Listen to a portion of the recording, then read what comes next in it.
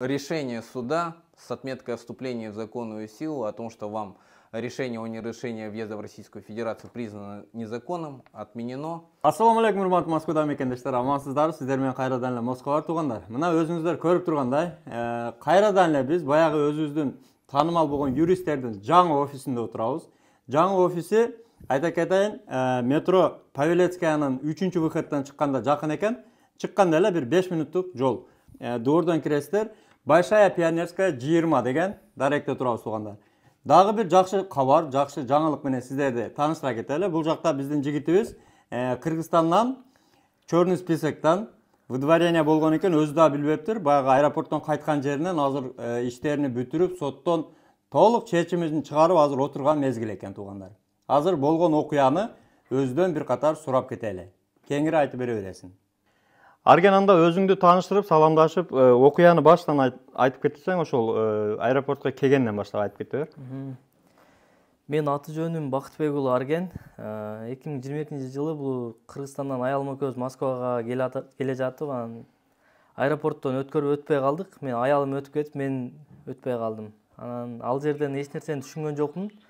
Кыскасы запрет экенин айтышты. Колума бир кагаз берип, эч нерсени түшүндүрбөй эле, анан кайра обратно кеттим Кыргызстанга. Анан ал жака кетип, аялым бул жактан юристтер менен сүйлөшүп, анан адвокат таап, ал адвокат менен договор түзүп, официальный договор түзүп, кыскасы бизден 300 000 акча алган адвокат, акча алып, анан ишти толук бүтүрбөй, бизге айткан ал негизи башында, кыскасы бир ай гарантия, бир айдын ичинде чыгарып берем депчи. Негизи андай болбой эле 3 ай өттү арадан. 3 ай өтүп, 3 ай өткөндө эмне кечигип атат десек, мен гарантия берген жокмун тудасы ошундай деп. Кыскасы ошондо жалпы иш созулуп кетти. Ооба, ошентип почти 1 жылга созулуп кетти. 1 жылдай Кыргызстанда жүрдүңөр. Анан бул юристтерди кантип таптыңар? Бул юристтерди ошо аялым ошо эмеден карап атып, интернеттен карап, издеп атып, ошо Мосру Москвада ошо сиздерден берсеңиздарды көрүп, анан бул жак кайрылдыңар. Кайрылдык. Өтө жакшы. Азыр учурда мына качан учуп келдиң? 2-февралда учуп келдим. Ошондо 2 жума болуп калабы? 2 жумага жакындап калыптыр. 10 күндөн кичине ашыптыр да, жакшы. Канча күндө ишиңди бүтүрүп берди? Ушул иш негизи эле, мисалы, ушуларга документти тапшырдыңар, арылтаны юристтерге тапшыргандан кийин канча убакыт өттү примерно? 3 айда. 3 айда бүттү. 3 айга даже жетпеди. 3 айда бүттү. Толук бүтүрүп. Азыр учурда силерди полный ошол списоктон өчүртүп, самолет менен учуп келипсиңер. Жолдо эч кандай проблема болгон жок? Жок, проблема болбоду. Юрист өзү кабарлашып турду биз менен, кыскасы чалышып сурашып турду. Ошол эменин причинасын билдиңби? Чорный списокко кирип калгандын кандай экен причинасы? Эмнеден болуптур? Кыскасы ошо административный штрафтарым бар экен, бир 2-3. Ошонун негизинде киргизип коюптур. Штрафтын негизинде? 2ден ашык экен да? 2 деди, ооба. 2 штрафым бар экен. Сен аны мурун билебедиң өзү штрафты? Өзүм негизи штраф жазган бирок төлөгөм, бирок ошо административный штраф бар, базага кирип калат деп ошентип түшүндүрдү. Бирөөсү ушу метродон деди го. Метродон белек төлөбөгөндөн? По-моему, ондой болгон эмес бизде негизи, бирок ошондой штраф бар экен деди. Өзүң билбейсиң ал протокол жазылганын? Жок, аны билбейм точно. Жакшы. Ошондо азыр сен кайтканыңдан бери почти 1 жылда кепсиң да? Ооба, почти 1 жылда. 1 жыл 1 айда келдик. Той Кыргызстанда болду? Той Кыргызстанда болду. Жакшы. Документтериңди бүтүрүп алдыңбы келип анан? Документти бүтүрдүк келип эле. Документ боюнча аябай так болуп калды окшойт. Москвада өзүң эмне жумуш кылат дең? 22ге чейин да келгенсиң да, туурабы? Ооба, Москвада стоматологияда иштейм бул жерде. Өзүң туштурсуңбу? Кайсы метродо иштейсиң? Метро Автозаводскаяда. Автозаводская 6 беле? 17. 17. Анда куттуктайбыз, келишиң менен куттуктайбыз. Эми мындан биягына буйруса өзүңө сак документке так болуп жүрөсүң эми. Ооба, Кудай кааласа. Азыр мына кызбы колуда, балабы? Уул, аты ким? Салман аты. Салман, өмүрлүү болсун. Бактылуу болгула, эки дүйнө. Рахмат, Алла разы болсун сиздерге да, ишиңиздерге ийгилик. Всем привет, друзья! Сегодня приехали мои клиенты, которые обратились к мне за помощью об обжаловании решения о неразрешении въезда в Российскую Федерацию. Моему клиенту был поставлен запрет на въезд на территорию России отделом по вопросам миграции МВД России за совершение 2 и более административных правонарушений в течение 1 года. Что повлекло?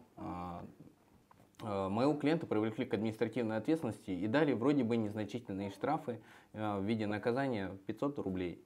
2 раза был он привлечен, и этого хватило для того, чтобы отдел по вопросам миграции мог принять такое решение о неразрешении въезда в Российскую Федерацию. Было подготовлено административное исковое заявление, выработана правовая позиция по делу, истребованы необходимые доказательства, представлены его интересы.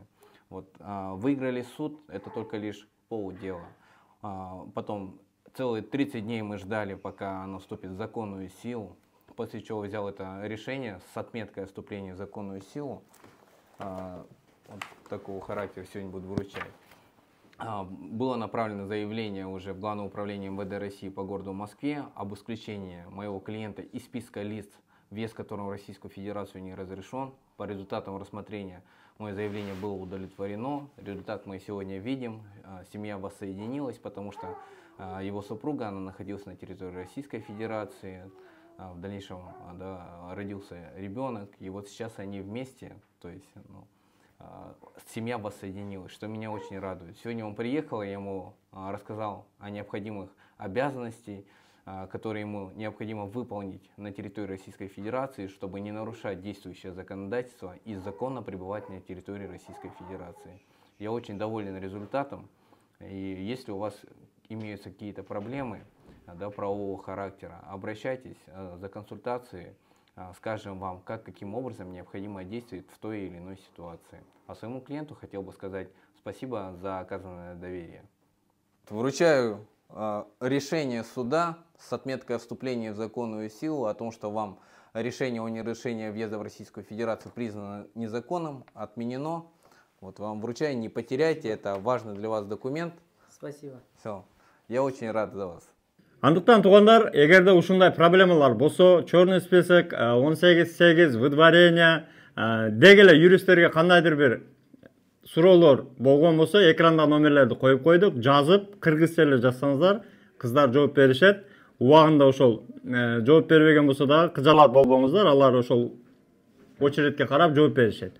Андыктан эгерде сиздерде ошондой суроолор туулган болсо, жаза бересиздер. Кеңеш бесплатно.